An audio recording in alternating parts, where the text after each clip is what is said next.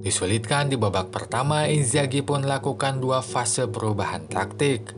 Pertama di awal babak kedua dan kedua setelah Simeone di kartu merah.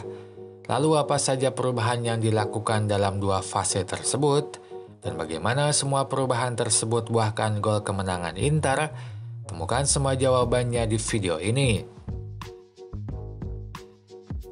Mazzarri masih gunakan formasi 3-4-2-1 seperti ketika kandaskan Fiorentina. Hanya satu perubahan yang tampak, yaitu mainnya Zerbin menggantikan Mario Rui di posisi wingback. Selebihnya pemain utama seperti Di Lorenzo, Lobotka, dan Kvaratskhelia main sejak awal. Yang patut diingat adalah posisi Lobotka dan Cajuste karena akan dibahas lebih lanjut nanti. Inzaghi tetap gunakan formasi 3-5-2. Satu perubahan tampak dilakukan dengan mainnya Dufran di bek tengah sehingga Bastoni ada di bangku cadangan. Selebihnya pemain utama seperti Acerbi, Barella, dan Lautaro ada di line up awal. Yang patut diingat adalah posisi Barella karena akan dibahas lebih lanjut nanti. Build up dilakukan Napoli dengan menempatkan 5 pemain di belakang. Satu kiper, 3 bek tengah, dan 1 wingback jadi penerima bola pertama. Hadapi hal tersebut, Inter lakukan high block. Mereka tampak menekan lawan sejak di pertahanan. Darmian pun ikut maju menekan wingback lawan. Sementara di tengah, Napoli hanya tempatkan 1 pemain yaitu Lobotka. Padahal di atas kertas mereka bermain dengan 2 gelandang. Mengapa hal ini dilakukan akan dijawab di bagian selanjutnya. Sementara saat sudah di tengah, build up dominan dilakukan 3 pemain.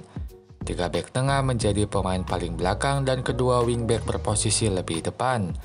Di sini pun kembali Mazzarri pelatih Napoli hanya posisikan 1 pemain di tengah. Gelandang tengah kedua berposisi lebih depan dan tak ikut membantu build up di belakang. Tampak Lobotka ada di belakang sementara Cajuste ada di depan tengah. Lalu mengapa ini dilakukan? Jawabannya karena aliran bola ke depan banyak dilakukan lewat sisi lapangan, sehingga pemain di tengah lapangan tak terlalu banyak, cukup hanya 1. Sebaliknya untuk menopang wingback di sisi lapangan, pemain sayap akan main lebih dalam. Kvaratskhelia dan Politano rutin main lebih dalam. Pola ini sebenarnya melemahkan pertahanan Inter sebab wingback dan bek tengah jadi maju menekan wingback dan pemain sayap lawan. Tampak Darmian menekan Mazzocchi dan Pavard menekan Kvaratskhelia. Situasi tersebut membuat ruang kosong tercipta di belakang. Ini pun dimanfaatkan Cajuste untuk maju ke ruang kosong di pertahanan. Sebagai contoh pada cuplikan ini, mundurnya Mazzocchi dan Kvaratskhelia membuat Darmian dan Pavard meninggalkan posnya di pertahanan. Maka saat satu kesalahan terjadi dan bola bisa diterima pemain di tengah, umpan bisa diberikan pada Cajuste yang ada di depan. Calhanoglu yang mengcover pertahanan tak mampu mengantisipasinya sehingga Cajuste mampu menerima bola di depan sisi. Meskipun begitu, kasus ini sangat jarang terjadi. Utamanya Barella, ia mampu mengawal pergerakan Cajuste sekaligus menutup ruang kosong di pertahanan. Sehingga serangan Napoli dari pola ini ternetralkan. Yang kurang dari build-up serangan Napoli di laga ini adalah kontribusi penyerang tengah mereka. Simeone minim kontribusi dalam build-up sehingga Napoli pun bergantung pada aliran bola dari sisi lapangan. Nah, ini yang beda dengan Inter yang akan dibahas di bagian selanjutnya. Build up dilakukan Inter dengan menempatkan 5 pemain di belakang. 1 kiper, 3 bek tengah, dan 1 wingback menjadi penerima bola awal. Hadapi hal tersebut, Napoli lakukan high block. Mereka menekan lawan sejak awal. Mazzocchi, wingback Napoli, terlihat maju menekan Darmian di pertahanan. Sementara saat sudah di tengah, build up hanya dilakukan 3 bek tengah.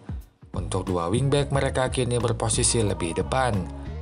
Kondisi tersebut diakibatkan intensitas pressing yang dikurangi Napoli sehingga Inter pun tak terlalu perlu lagi banyak pemain di belakang. Maka wingback bisa dimajukan.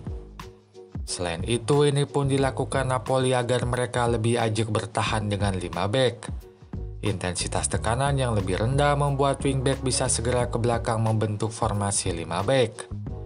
Bahkan seolah-olah Napoli bertahan dengan 6 bek. Sebab di sepanjang laga Cayuste konsisten mengawal Barella kemanapun ia pergi. Sehingga saat Barella maju ke depan tengah ia pun mengikutinya.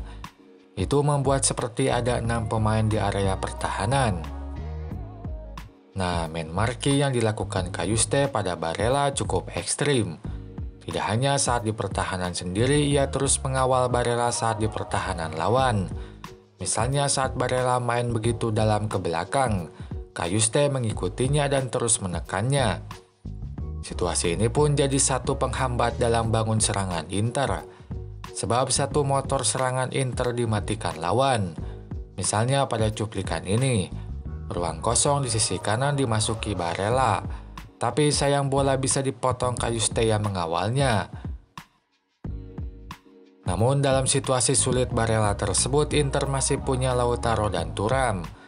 Saat Barella terus dikawal, Lautaro dan Thuram bergantian jadi pengalir bola ke depan.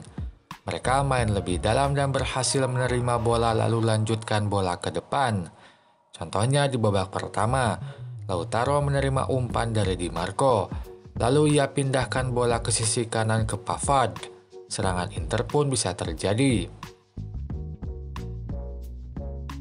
Terkuncinya Barella di babak pertama membuat Inzaghi harus ubah taktik di babak kedua. Untuk itu Barella ditukar posisinya dengan Miki di babak kedua. Kini Barella ada di kanan dan Miki di kiri. Situasi ini membuat Cajuste tak bisa mengawalnya, sebab ia tak bisa mengikuti Barella ke kiri saat ada Miki di kanan. Memang di kiri masih ada Lobotka sehingga kini ia dikawal Lobotka. Tapi nyatanya Barella bisa jauh lebih bebas dibandingkan saat dikawal Cajuste. Ini membuat serangan Inter di babak kedua lebih hidup sebab motor serangan kini lebih leluasa berkreasi. Setelah kartu merah, Inzaghi coba memanfaatkan situasi tersebut dengan memasukkan pemain yang lebih ofensif.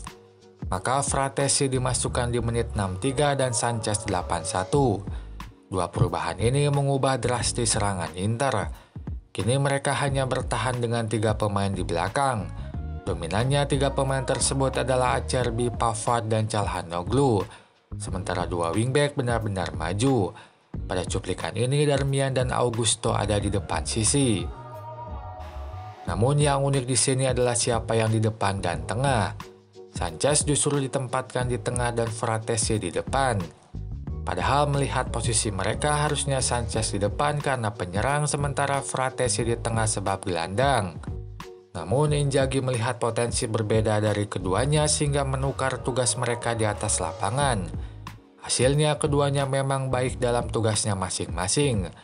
Misalnya pada cuplikan ini, Sanchez mampu kirimkan umpan akurat dan tepat yang jadi peluang emas di babak kedua. Sayang tendangan Arnautovic masih tertepis kaki gol ini. Puncaknya di gol tunggal Inter. Sanchez kembali jalankan tugasnya di lini tengah. Ia menerima umpan dari Pavard. Lalu bola ia tahan sejenak untuk mencari momentum yang tepat dalam mengumpan. Setelah dirasa tepat, umpan diberikan dan Pavard menerimanya di sisi lapangan. Crossing pun dilakukan dan bola disambar Lautaro yang jadi gol tunggal di laga ini. Itu saja pembahasan di video ini. Silahkan tulis apapun pendapat kalian di kolom komentar. Sampai jumpa lagi di video selanjutnya.